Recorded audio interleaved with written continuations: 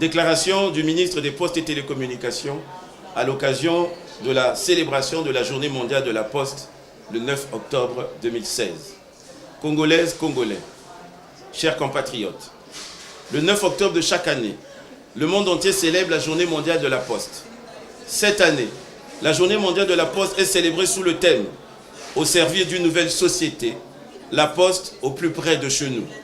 Sous ce thème, l'Union postale universelle, qui vient de tenir son 26e congrès du 20 septembre au 7 octobre à Istanbul en Turquie, par le biais du directeur général du Bureau international, nous délivre un message d'espoir et d'optimisme pour le développement des postes du monde.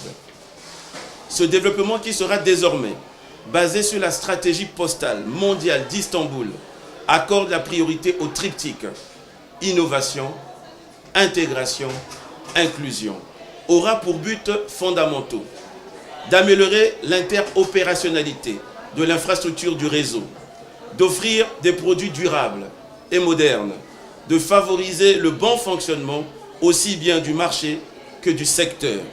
Mesdames et messieurs, chers compatriotes, l'application de cette vision 2020 de l'Union postale universelle, qui aura cours pendant les 4 prochaines années, devra permettre aux clients de faire plus confiance à la Poste et à la Poste d'être le seul prestataire de confiance fournissant aux habitants des services essentiels à l'échelle locale et mondiale grâce à son réseau de distribution et aux obligations du service universel.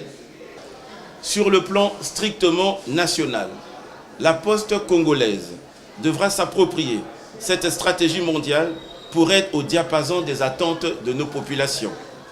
Cela est d'autant plus plausible que dans le programme d'action 2016-2021 consécutif au projet de société de son Excellence, M. Denis Sassou Nguesso, président de la République, j'ai cité la marche vers le développement, la concession du service postal universel figure en bonne place.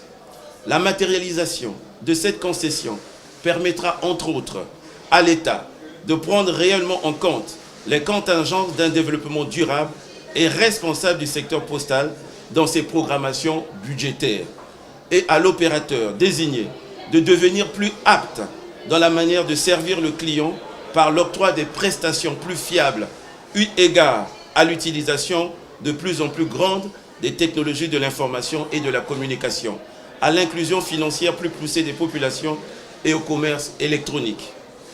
Parallèlement, l'existant devrait être réhabilité et rendu opérationnel. Dans cet élan de modernisation, le secteur postal privé ne doit pas sombrer dans la léthargie, bien au contraire. À la faveur de l'ouverture du secteur postal à la concurrence et de l'éclosion du numérique, il devra tenir toute sa place dans le développement des échanges au Congo.